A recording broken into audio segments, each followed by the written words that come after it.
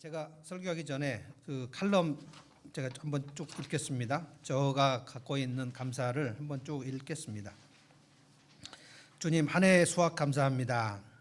첫째, 주님 올 한 해 주님과 더 가까이 지내게 하시고 주님의 성품을 더 깊이 알아가게 하시니 감사합니다. 주일학교 아이들을 가르치는 교사팀이 자원하여 힘껏 헌신하도록 역사하심에 감사합니다. 주일학교 아이들이 하나님 말씀에 굳게 자라나는 것을 보며 감사합니다. 둘째, 올해 봄 전효식 목사 배문수 성도에게 암 발병으로 환난을 당하였으나 항암 치료를 믿음으로 이겨내게 하심을 감사합니다.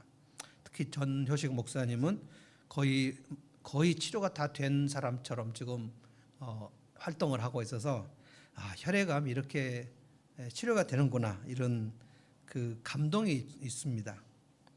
셋째, 배영록 성도님 뇌출혈이 터졌으나 목숨을 건져주시고 놀라운 회복을 주심에 감사합니다. 안미경 성도 믿음으로 환난을 견디는 견디는 모습을 보며 감사합니다. 넷째, 올 가을학기 3공부 공감의 삶에 아빠들이 참여하여 새롭게 깨닫게 하시고 가정이 행복하게 하시니 감사합니다. 다섯째, 라파엘 상담실에 오는 이들에게 내면의 회복과 삶의 출구를 주시니 감사합니다. 기가 막힌 수렁에 빠진 이들을 만나게 하시고 주님 이들을 건져주시니 감사합니다. 여섯째, 주신 두 자녀 믿음으로 살아가게 하시니 감사합니다. 혜진이 3월에 캐나다 갔다가 8개월 만에 수많은 경험을 하고 몸이 건강해지고 믿음이 깊어져서 돌아오게 하시니 감사합니다. 대현이 부부 캐나다에서 믿음으로 사랑하게 하시고 주님과 교회를 섬기면서 살게 하시니 감사합니다. 일곱째, 일본의 건노와 도우라는 말씀에 순종하여 도울 수 있는 기회 주심에 감사합니다. 이번 미야자키 라파엘 선교사 공동체 수련회 각 가정의 은혜와 회복을 주시니 감사합니다. 브레싱 재팬 일본 선교사님들 성장과 성숙을 도울 수 있는 기회 주시니 감사합니다. 한 해 주신 수학에 감사를 올려드립니다. 아멘. 네, 특별히 한 가지만 이제 라파엘 수련회 얘기를 좀 하자면, 한 분은 한 가정은 두 분이 다 이제 목사님인데요. 일본에 온 지 10년이 됐는데 40대 초반에 가서 지금 50대 초반에 중반이 됐는데, 이제 제일 먼저 저를 만나기 전에 김한기 선교사님을 만났는데 그렇게 표현했어요. 일본에 와서 10년 동안 선교사로 처음에 연수도 하고 이렇게 적응을 하면서 이렇게 친절한 선배를 처음 만났다 그랬어요. 그러니까 굉장히 많이 시달렸나 봐요. 그러니까 10년간 따뜻한 선배 선교사님을 처음 만났다는 거예요. 일본이 정말 얼마나 척박한지, 물론 다른 선교지도 좀 그런 경우가 좀 있는데 참 많이 좀 짠했어요. 그래서 이제 김한기 선교사님이 라파엘 공동체를 소개해가지고 이제 들어왔는데, 이런 모임을 선교사 되고 나서 처음 가져봤다. 좀 짠했습니다. 그리고 다른 선교사님네 사모님은 1박 2일간 그런 아주 깊은 우리 이제 부부 얘기, 또 자신의 얘기, 또 아이들 얘기 이렇게 했는데, 제가 그 사모님께 물어봤어요. 사모님, 이런 나눔을 되게 오랜만에 하시는 것 같습니다. 그랬더니 오랜만이 아니고요, 평생 처음입니다 그랬어요. 살면서 이런 나눔을 처음 해봤대요. 그분이 50 초반 되셨거든요. 아주 어렸을 때부터 교회 다니셨는데 이런 나눔을 처음 했다 그랬어요. 그래서 참 자기 내면을 나누는 일이 얼마나 얘기할 데가 없는지, 목사님들이 됐고 선교사님 됐는데 정말 얘기할 데가 없구나. 그분들이 이제 가정교회도 잘 모르시는 분들이어서 목장 나눔 같은 것도 생소하고, 하여간 평생 처음 남편과 자기 얘기, 아이들 얘기를 이렇게 8명이 앉아가고 처음 해봤다고 그랬어요. 그분들을 도울 수 있어서 대단히 감사했어요. 하나님이 또 그렇게 일본으로 자꾸만 인도를 하시는 이유가 있겠다는 생각이 좀 들었습니다. 오늘 설교 제목은 최고의 찬양, 최상의 감사, 이 두 가지 말씀 다윗 얘기입니다. 시편 8편의 다윗 얘기인데 본래 추수감사절은 성경에는 수장절이라고 하거든요. 수장절, 추수해서 저장하는 절기. 이게 신명기 26장에 하나님께서 이스라엘 백성들에게 추수를 하면 너희가 1년 동안 농사지어 추수하면 반드시 추수감사 주의를 지켜라. 주의를 지키라는 것이 아니라 추수감사절, 수장절을 반드시 지키라. 이것이 이 축제이면서 의무이기도 합니다. 너희가 수확한 것들을 첫 소산물을 거두어서 그리고 광주리에 넣어서 제사장 앞으로 가져와라. 그리고 수확한 것을 가지고 땅 없는 사람들, 고아, 과부, 나그네, 그리고 레위인들, 종들 이들과 함께 풍성하게 배불리 먹어라. 첫 열매를 광주리에 담아서, 그래서 이제 우리는 농사꾼들이 아닌데 이 광주리에 담아가지고, 우리 광주리가 없네요. 담아서 하나님께 올리는 것입니다. 하나님께서 비를 내려주지 않으면 이스라엘은 농사를 지을 수가 없어요. 이집트 농사하고 가나안 땅 농사는 다르다. 하나님 말씀하시면서 너희들이 들어갈 가나안 땅은 산이 높고 골짜기가 깊어가지고 물을 댈 데가 없다. 저수지를 댈 데가 없으니까 내가 적절한 때에 비를 내려줘야만 너희가 농사를 지을 수가 있다. 그러니까 1년 농사를 지은 다음에 하나님 앞에 하나님께서 때를 따라 비를 내려주신 것에 대해서 반드시 감사를 하라. 감사를 하고 반드시 나누라. 그러면 내년 농사에 적절하게 때를 따라 비를 내려주겠다. 하나님 약속하셨거든요. 그러니까 우리 인생도 마찬가지입니다. 오늘 그 얘기를 좀 하려고 하는데 하나님께서 우리를 적절한 타이밍에 만나게 하시고 길을 열어주지 않으면 우리는 여기서 우리 서로 만날 수가 없습니다. 아까 그 선교사님들도 얘기 제가 잠깐 했는데 하나님이 그들의 그 아픔을 보시고 이런 모임들, 선교사들이 하는 모임들을 만드신 것은 하나님의 타이밍이라고 봅니다. 사실 이제 왜 우리는 11월 셋째 주에 하는가? 잠시 이제 역사적 기원을 말씀을 드리면 미국으로 건너간 성도들, 이제 영국의 종교 개혁이 있었는데 영국의 종교 개혁이 정말 굉장히 좀 복잡한 종교 개혁입니다. 존 칼빈이 종교 개혁을 했을 때 16세기에 다 이제 일어났는데 영국에서는 왕이 헨리 8세라는 왕이 내가 교회의 수장이다. 그래가지고 왕이 종교 개혁을 해가지고 이게 가톨릭인지 개신교인지 알 수 없는, 지금도 영국은 앵글리칸이라는 게 가톨릭과 개신교의 가운데에 있는 독특한 그런 교회 제도를 만들어 놨습니다. 그리고 지금은 찰스 왕이죠. 왕이 그 영국의 교회의 가장 우두머리입니다. 그래서 이제 영국에서 이런 앵글리칸 성공회에 반대하는 프리처치의 성도들, 제가 영국 가서 공부한 곳이 그곳의 신학교를 공부했는데 영국에 남은 청교도들이 있고요, 퓨리탄이 있고, 우리는 영국에서 하지 않고 미국 대륙으로 건너가겠다 해서 미국 대륙으로 배를 타고 건너간 사람들, 청교도, 두 종류의 청교도가 있습니다. 미국으로 건너간 청교도, 그들이 이제 1628년 102명이 배를 타고 갔는데 이제 돛담 배죠. 그런 배를 타고 가서 1년간 50%가 죽고 52명 살아남았어요. 아주 뭐 추위도 있었고 막 들짐승도 있었고, 그때는 인디언들하고 그렇게 격렬하게 싸우지 않았습니다. 인디언들의 많은 도움을 받았습니다. 나중에 인디언들을 쫓아내버린 건 이 백인들인데 그 사람들이 1년 동안 그 미 대륙으로 건너가 가지고 그 추위와 들짐승과 싸우면서 농사를 지었는데 그 농사를 지은 것을 가지고 절반 죽고 절반 살아남아 가지고 하나님 앞에 추수감사를 드린 게 11월 셋째 주일.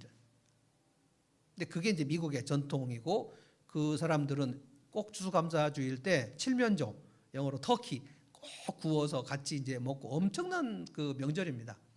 그런데 이제 우리나라는 왜 11월 셋째 주에 드리느냐? 요즘에는 추석날 우리 추수감사 주일을 드리기도 하고 되게 다양하게 하는데 우리나라에 온 선교사들이 미국 선교사님들이 많았어요.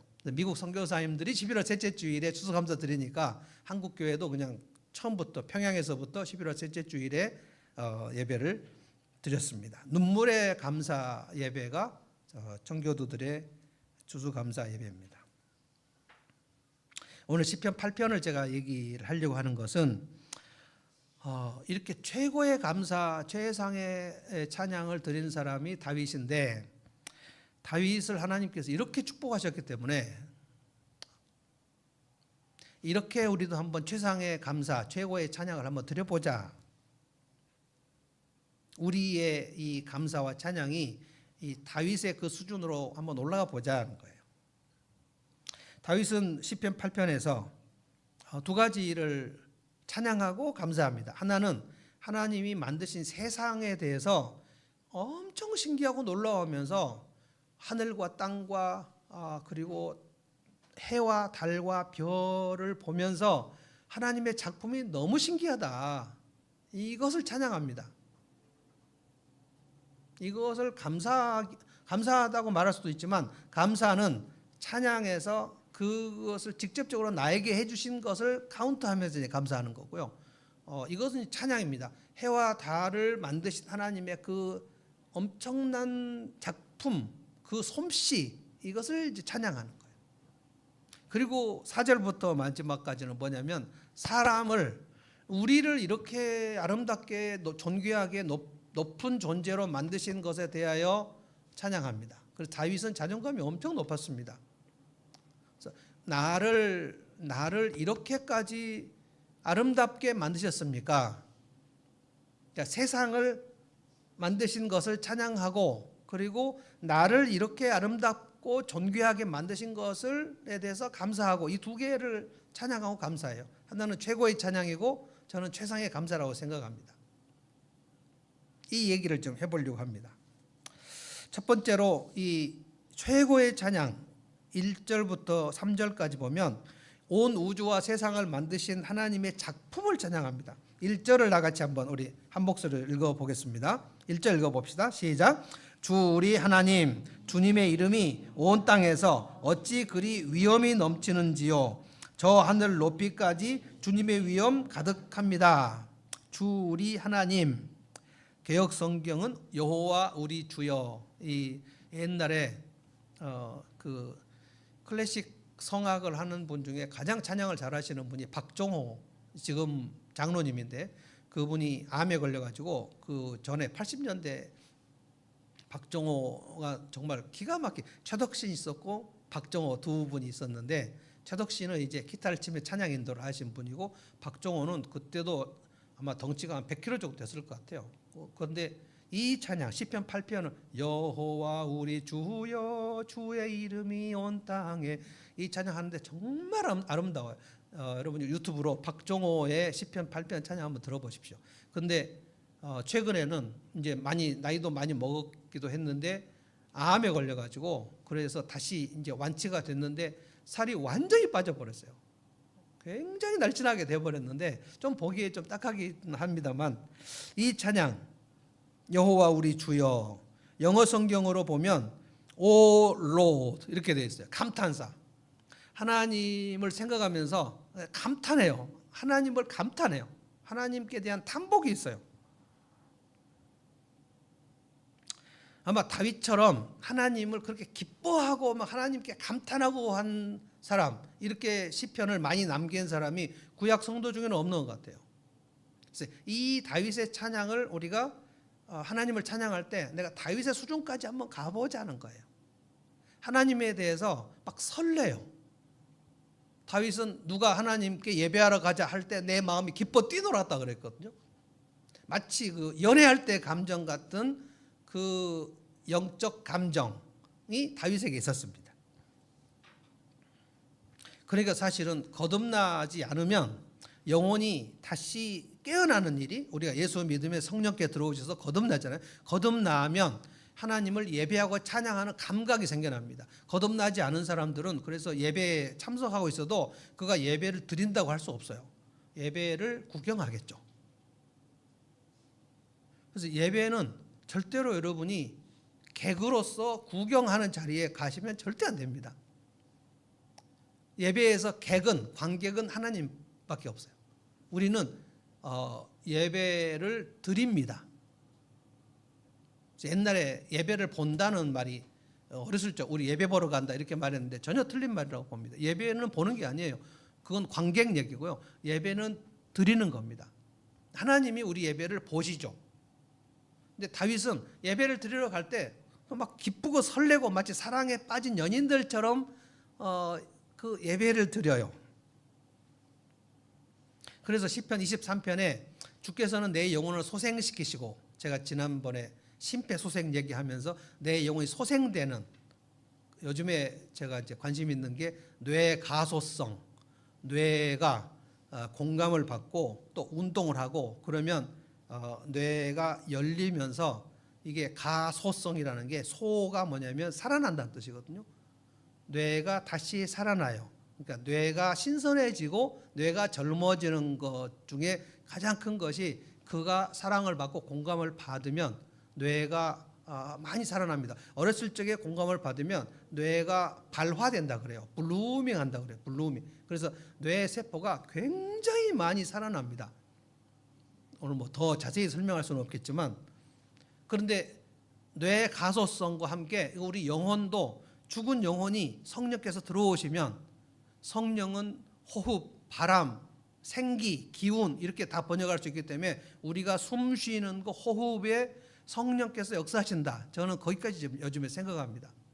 그래서 영혼이 소생되면, 영혼이 소생된 만큼 하나님에 대해 찬양을 할 때 그 설레임이 있는 거예요.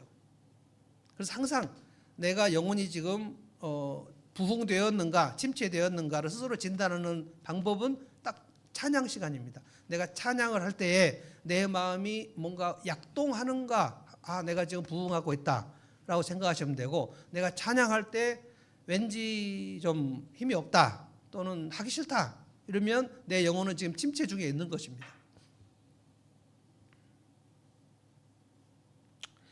다윗은 왜 이렇게까지 하나님에 대해서 감탄하는가? 2절 보실래요? 재미있는 표현이 나옵니다. 이 2절이 예수님이 예루살렘 입성하실 때에 젖먹이와 어린아이들이 하나님을 찬양하게 하라라고 그 종려나무 가지 막 하고 호산나 호산나 어린아이들이 찬양할 때에 대제사장과 바리새인들은 찬양을 하지 않고 아주 못마땅해 봤는데, 그들은 영혼이 죽어서 그런 거였고 어린아이 젖먹이들의 영혼은 메시아를 알아봤다는 거예요. 이 말씀을 예수님이 인용했습니다. 그래서 한번 다 같이 읽어봅시다. 2절을 한번 읽어보겠습니다. 시작. 어린이와 젖먹이들까지도 그 입술로 주님의 위엄을 찬양합니다. 주님께서는 원수와 복수하는 무리를 꺾으시고 주님께 맞서는 자들을 막아낼 튼튼한 요새를 세우셨습니다. 어린이와 젖먹이들이 여호와 하나님의 위엄을 찬양한다. 어떻게 찬양할까요? 젖먹이들이 어떻게 찬양할까요? 젖먹이들이 하는 거 옹알이뿐인데요. 그러니까 1절은 그 위엄이 넘치는 광대하신 하나님을 얘기하다가 갑자기 어린아이 젖먹이들의 찬양. 저는 예전에 우리 딸이 여기 있는데 이 아이가 젖먹이일 때 엄마가 옹알이를 엄청 많이 해줬는데 저는 옹알이를 할 줄 몰라요. 옹알이로 키우는 법을 몰라요. 그런데 오늘 아까 김명 입사가 얘기한 부모의 내면이 자녀의 세상이 된다. 그 책 읽으면서 제가 엄청 많이 반성하고 회개했습니다. 그러니까 아이들, 젖먹이 아이들은 옹알이를 해주면서 눈을 맞춰주는 것이 아까 말한 뇌 가소성이 가장 많이 발화가 되는 건데, 만약에 저도 안 해주고 우리 아내도 안 해줬다면 혜진이가 지금 이렇게 되지 어려웠을 거예요. 이보다 좀 더 상태가 안 좋았을지도 몰라요. 근데 그 옹알이를 하면서, 이게 말이 아니잖아요. 우마 하는 건데, 그거를 엄마하고 아이하고 둘이 하고, 만약에 제가 했으면 얼마나 좋았겠습니까? 몰랐으니까 못했는데, 그거를 같이 할 때 그 아이는 엄청난 안정감과 그 생동감을 느낀다는 거예요.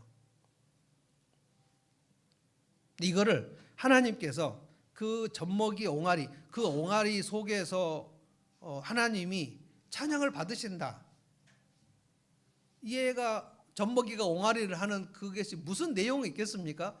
그런데 거기서 하나님은 찬양을 받으신다는 거예요. 어린이와 젖먹이들까지 그 입술로 주님의 위엄을 찬양합니다. 엄청난 얘기입니다. 이 얘기를 이 시편 8편 이 얘기를 예수님께서 예루살렘 입성하실 때 했다니까요.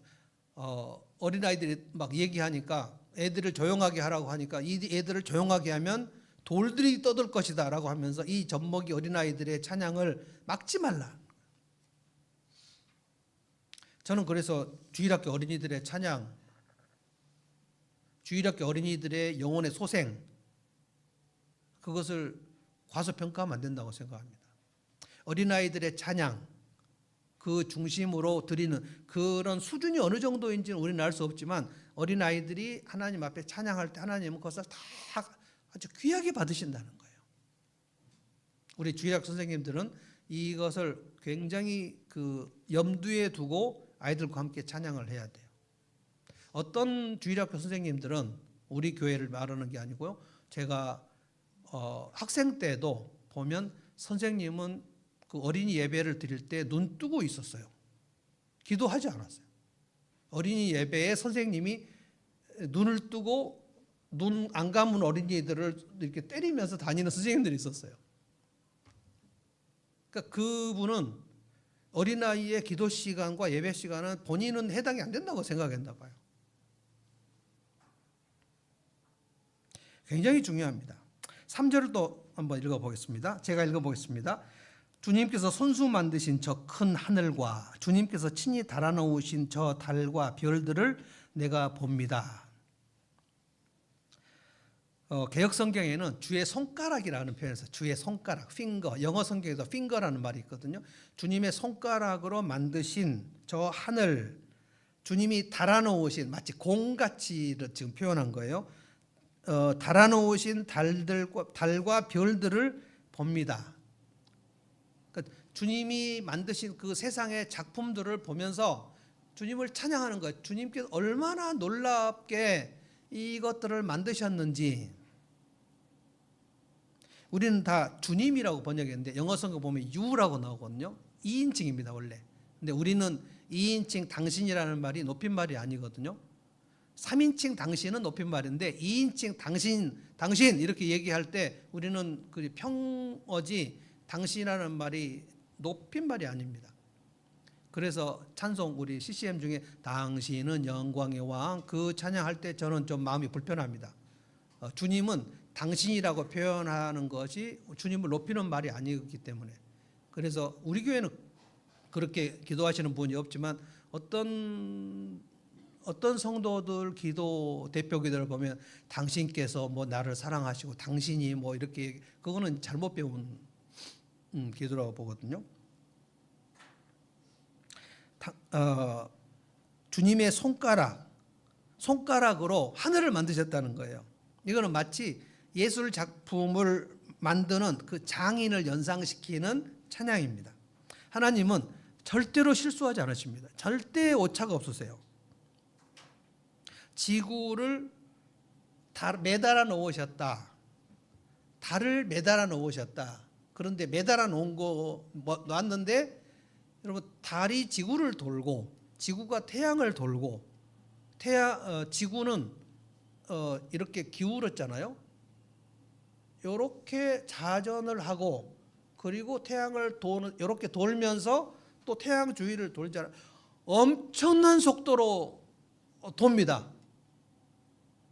근데 우리는 그 엄청난 속도로 지구가 도는 것을 전혀 느끼지 못하고 있어요.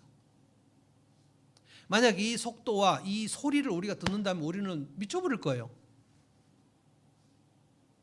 하나님의 그 위대하심은 엄청난 일을 하시는데 아무 소리가 안 나요. 지구가 도는 거는 어떤 사람만 느껴요? 어지럼증 환자만 느껴요. 제가 어지럼증 가끔 요즘에는 지금 없는데 그러니까 작년 재작년만 해도 가끔 요즘에 이제 권사님 어지럼증이 딱 생기면요 느낌에 차라리 두통이었으면 얼마나 좋았을까. 그래서 어지럼증이 생겼을 때 내가 허리 아프다고 막 이렇게 했던 것이 반성이 될 만큼 어지럼증은 정말 아무것도 못합니다. 아무것도. 화장실도 못 갑니다. 화장실 갈 때 내가 일어나서 화장실을 갈 수 있을까? 근데 그때 이제 이 빙 도니까 저 그래서 이때 이 지구가 돈다는 것을 어지럼증 환자만 알지 일반인들은 전혀 모르게 하나님은 정말 놀랍게 일을 하시거든요. 여러분 그 광야 생활 40년에 이스라엘 백성들에게 하나님 말씀하신 것 중에 너희가 광야 40년을 광야 길을 지날 때에 너희들의 옷이 헤어지지 않은 것을 알았냐? 옷을 갈아입을 때도 없는데 40년 동안 옷이 빵꾸가 안 났단 말이에요. 근데 그거를 하나님이 그 옷 직종물을 어떻게 역사를 해야지 옷이 하나도 헤어지지 않을까요? 우리가 40년간 옷을 입을 수 있는 옷이 있습니까? 너희 발이 부르트지 않았다는 말씀도 하셨거든요. 그런데 이스라엘 백성들이 실시간으로 와 우리 옷이 지금 40년간 헤어지지 않았네, 발이 부르트지 않았네 이렇게 생각하면서 감사를 하지 않았습니다. 다윗이 이런 감사를 지금 거의 출애굽한 이후로 최초로 하는 것이 아닌가.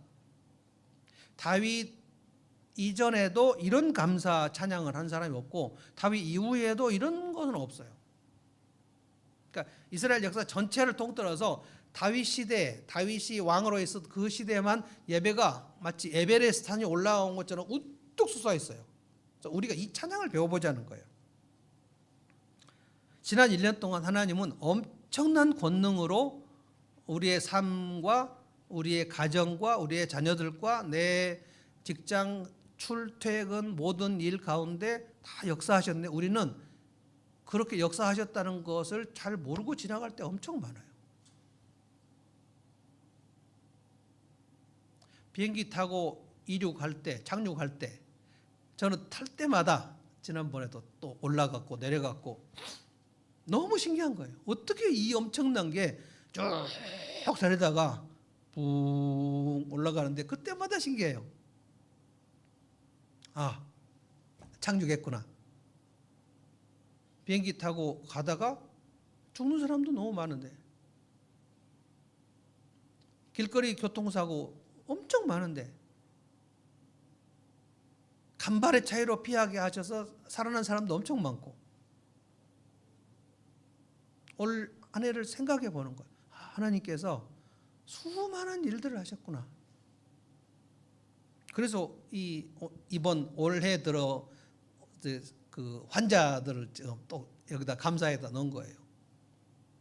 제가 전효식 목사 그 혈액암 터졌을 때 그 다음 날 아내하고 박병호 사님은 셋이 일산에 갔는데 그때 최기현 사모가 혼이 나갔어요. 혼이. 남편을 데리고 그 밤에 새벽에 돌아다녔는데 병원에서 남편을 안 받아줬다고요. 우리 남편이 오늘 죽는구나. 그 절체절명의 시간을 새벽에 그 최기현 산모가 되게 겁이 많은 사람이거든요. 어땠을까? 우리 병원에 갔을 때 거의 밥을 한 끼도 안 먹고 있었어요. 정신이 없어요. 정신이. 그래서 우리가 편의점에서 뭐 이것저것 해갖고 같이 먹었는데 그때 첫 끼 먹었다고. 근데 제가 혈액암이 그 피에 암 세포가 있는 거 아니에요? 그래서 엄청 기도하고 함께 우리가 갔잖아요. 가서 우리가 또 헌금 모금한 거 전달하고 그리고 또 기도하고 또 기도하고. 근데 지금 살아났다. 최근에 사진 좀 띄워봐라 그랬더니 이 머리카락이 많이 자랐는데 이상하게 우리 배무선 자매도 그 현상이 있는데요. 머리카락을 빡빡 밀고 그리고 항암 끝나고 머리카락이 자라면 다 곱슬머리가 돼요. 전현식 목사 곱슬이 아니었거든요. 근데 자라났는데 무슨 예술가처럼 막 곱슬머리가 됐어요. 물론 살도 막 쪘더라고요. 근데 이상하게 항암 끝나고 나니 곱슬머리가 된다는 거예요. 동시에 그때 배문순 자매, 전효식 목사 같이 막 암 환자가 발생했는데 지금 하나님께서 하나씩 지금 해결되고 있습니다. 여름에 배영록 성도님, 우리 형님 뇌출혈을 혼자 직장 화장실에서 쓰러져 가지고 뇌출혈 상태에서 2시간 동안 혼자 쓰러져 있었어요. 아내가 전화를 했는데 전화를 안 받으니까 불이 나게 가서 달려가 봤는데 혼자 화장실에 쓰러져 있었어요. 그건 사망입니다. 2시간, 뇌출혈인데 2시간이면 그건 사망이에요. 근데 지금 살아났거든요. 중환자실에 한 2달 정도 있다가 나는 중환자실에서 못 나오는 것이 아닌가 했는데 또 나왔습니다. 지금은 이제 재활 중에 막 상태가 좋아졌다 나빠졌다 그래서 막 지금 천당과 지옥 왔다 갔다 하시고 있는 것 같은데, 하나님께서 우리 형님 배영록 성도는 중환자실에서 사망으로 안 가고 일반 병동으로 나온 게 지금 제가 듣기만 해도 3번, 4번 엄청나게 일을 하시는 겁니다. 엄청나게. 이게 최고의 찬양. 그 다음에 이제 4절부터 7절까지 보면 최상의 감사인데, 나를 얼마나 하나님께서 존귀하게 지으셨는지에 대해서 다윗이 얘기합니다. 4절 제가 같이 한번 읽어봅시다. 4절 읽습니다. 시작. 사람이 무엇이기에 주님께서 이렇게까지 생각하여 주시며 사람의 아들이 무엇이기에 주님께서 이렇게까지 돌보아 주십니까? 사람이 무엇이기에, 사람의 아들이 무엇이기에, 이건 인자, 사람, 이건 지금 자기를 얘기하는 거거든요. 그리고 히브리어로는 아담, 사람이 아담이라는 말이 사람이라는 뜻입니다. 아담이 무엇이기에, 그러니까 첫사람 아담을 지으실 때에 하나님이 얼마나 엄청난 존재로 지으셨는가에 대해서 감사하는 거예요. 그 아담의 후손이 자기니까. 여호와께서 이렇게까지 생각해 주시냐, 하나님이 나를 이렇게까지 생각해 주시냐, 그렇게 높으신 분이 나를 생각해 주신다, 나에게 관심을 갖고 계신다. 여러분과 저에게도 하나님은 지극히 많은 관심을 갖고 계십니다. 나를 생각하세요. 나를 알아줘.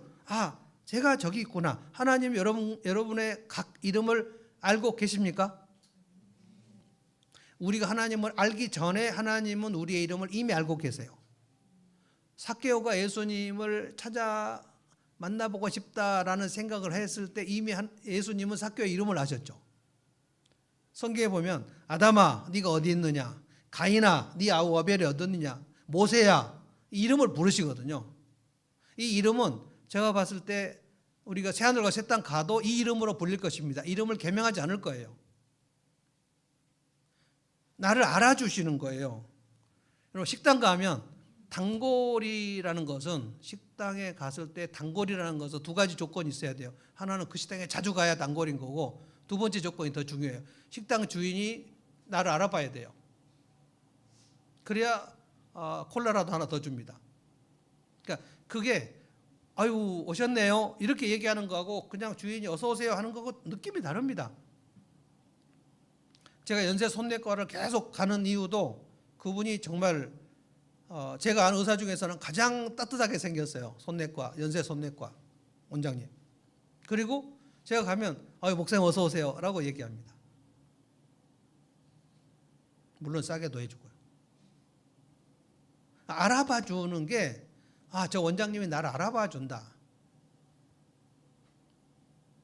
제가 언제 한번 굉장히 가까운 제 선배 형님의 치과를 갔는데, 저는 당연히 너무 가까우니까 저를 그래도 그냥 일반 고객으로 취급 안 해줄 줄 알았는데 그냥 일반 고객으로 취급하더라고요.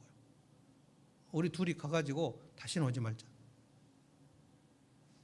안 갑니다. 근데 주님이 나를 알아봐 주시는 거예요. 네가 여기 있구나, 네가 거기 있구나, 내가 너를 알아. 그리고 돌보아 주신다 그랬어요. 주님이 이렇게까지 돌보아 주십니까? 여러분의 직장 생활, 여러분의 비즈니스, 여러분의 자녀들, 주님이 지난 1년간 진심으로 섬세하게 디테일하게 돌보신 줄로 믿습니다. 그래야 지금 우리 자녀들이 저렇게 예배 끝나고 나서 뛰놀 수 있는 거예요.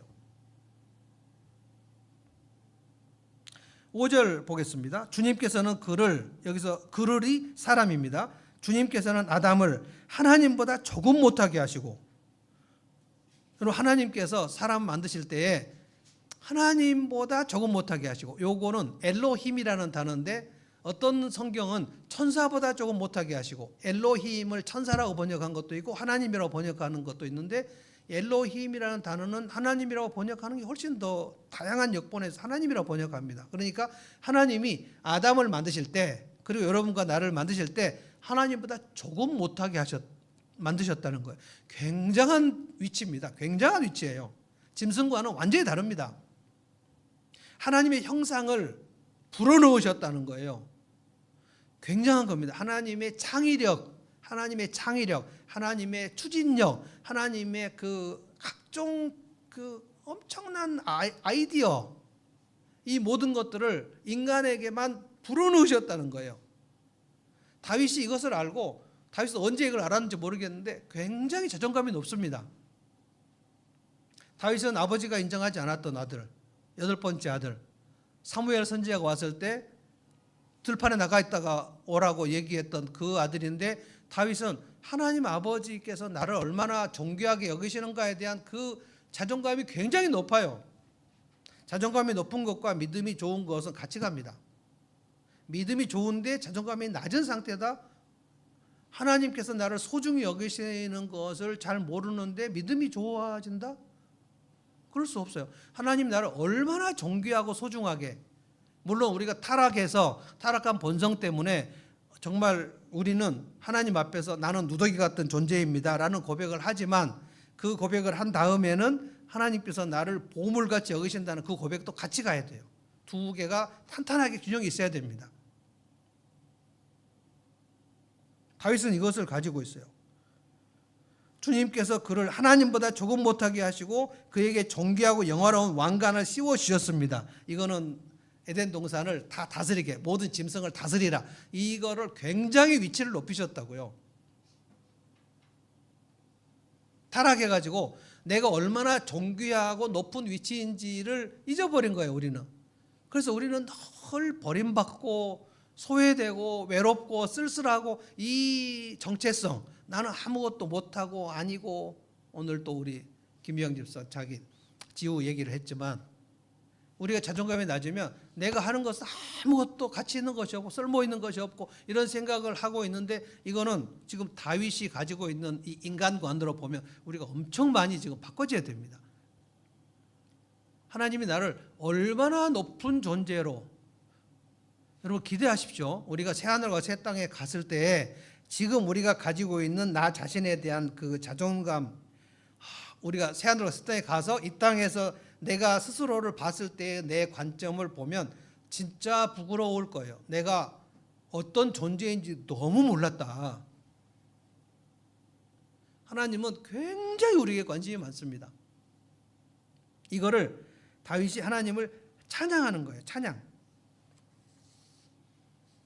오늘 이 말씀 두 개를 잘 생각해 보시면 좋겠습니다.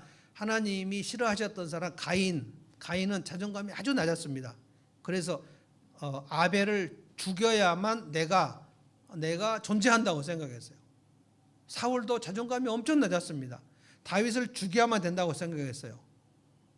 그래서 가인은 아벨을 죽였고 사울은 다윗을 죽이려고 10몇 년간 군사를 풀었는데 못 죽였죠.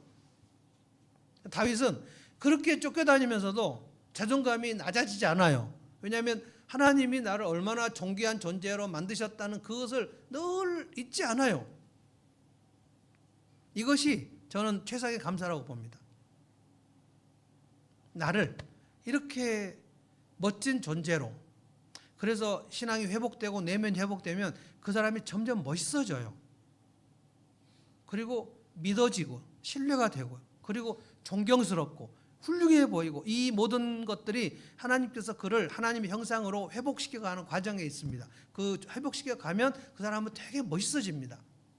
그러니까 막 조급하지 않고 안달하지 않고 늘 막 깊숙이 떨어지지 않고 어려운 일에서도 좀 꿋꿋하고 단단하고 이런 모습이 나타나. 이것이 다윗의 모습입니다. 저는 지난 1년간 하나님께서 어떻게 우리를 섬세하고 위대하게 붙드셨는가에 대해서 다윗의 찬양의 수준, 다윗의 감사의 수준으로 우리가 점점 더 올라가서 내년 추수감사주일에는 시편 8편의 고백이 내 고백이 되는 그 수준까지 올라갔으면 좋겠다고 생각합니다.